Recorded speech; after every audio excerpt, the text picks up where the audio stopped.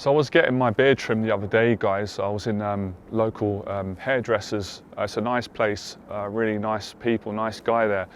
And he was trimming my beard and just telling me, unfortunately, they're putting the rent up where he rents his salon. He's got to move, right? And we just had a chat. We talk about business. He likes the gym, life, things like that. So when I came out of the salon, I suddenly realized how far I'd come in terms of, breaking out of shyness and social anxiety. Even though it was like 15, 20 years ago, it's not that long, because I remember when I used to get my hair cut on my beard trim, right? These are back in the days where I had more hair, but I'm better looking now, right? So that makes up for it. But no, seriously, I used to go and get my hair cut in my local area in the barbers, and it would always be a big queue because it was a popular place.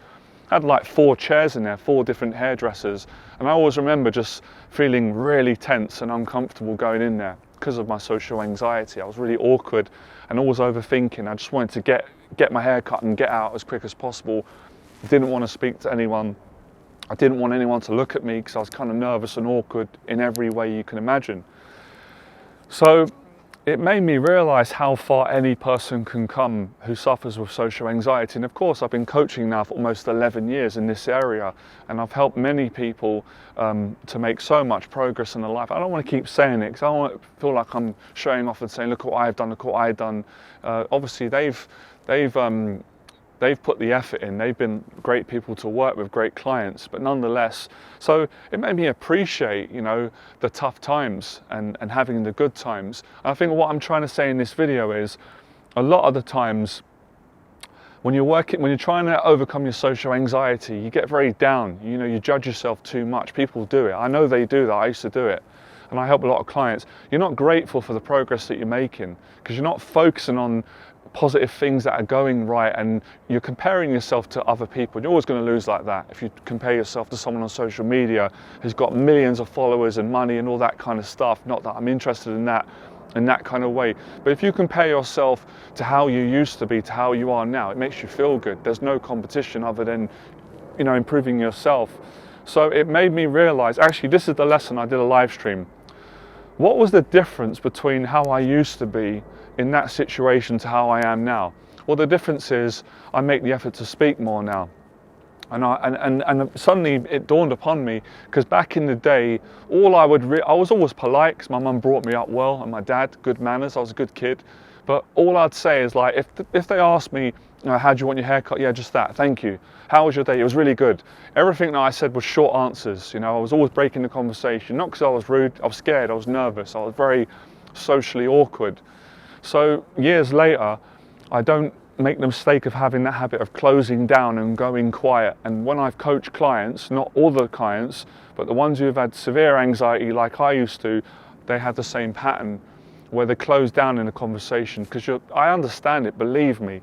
It's the fear of being judged, and you're so afraid of displaying symptoms of nervousness, of awkwardness, because you think people are going to think you're weird.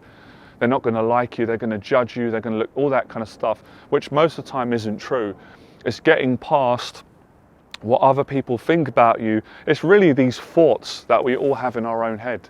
It's fighting them and getting past them. And over time, you just forget.